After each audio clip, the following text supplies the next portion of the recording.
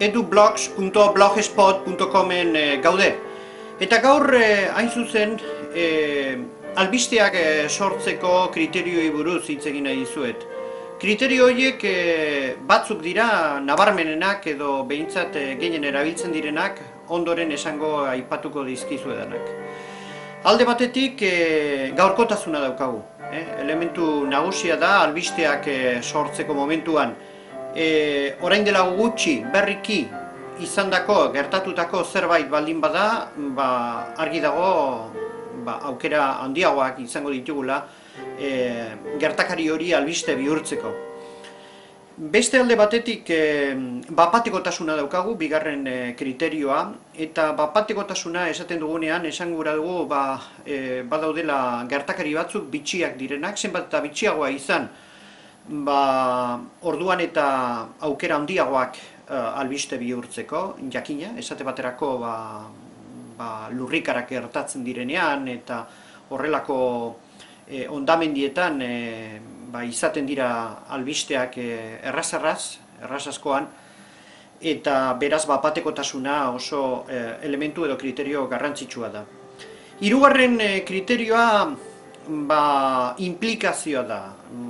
Hau da, eraginak, gertakariak izan dituen eraginak handiak badin badira, esate baterako demagun manifestazio bat dagoela, jendetsua eta horrek aukera gehiago dauka hain zuzen albiste izateko.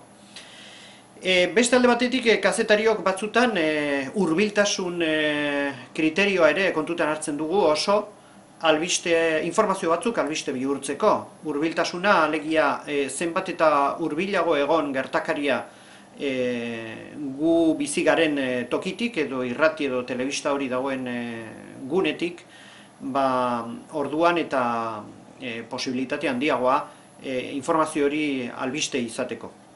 Beste kriterio bat, askotan erabiltzen duguna, gatazka da.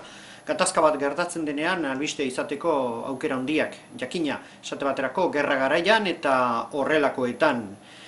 Eta bukatzeko negatibitatea ere kriterio edo irizpide handia izaten da, idazgeletan, kazetariok edo berri emaileok batzutan garrantzia handia ematen diegu horrelako albistei, horrelako informazioei, esate baterako aitasantua hiltzen denean, edo estadista edo politikari ospetsu bat hiltzen denean, pausatzen denean, horrelako kasuetan ere albiste izateko aukera handiak.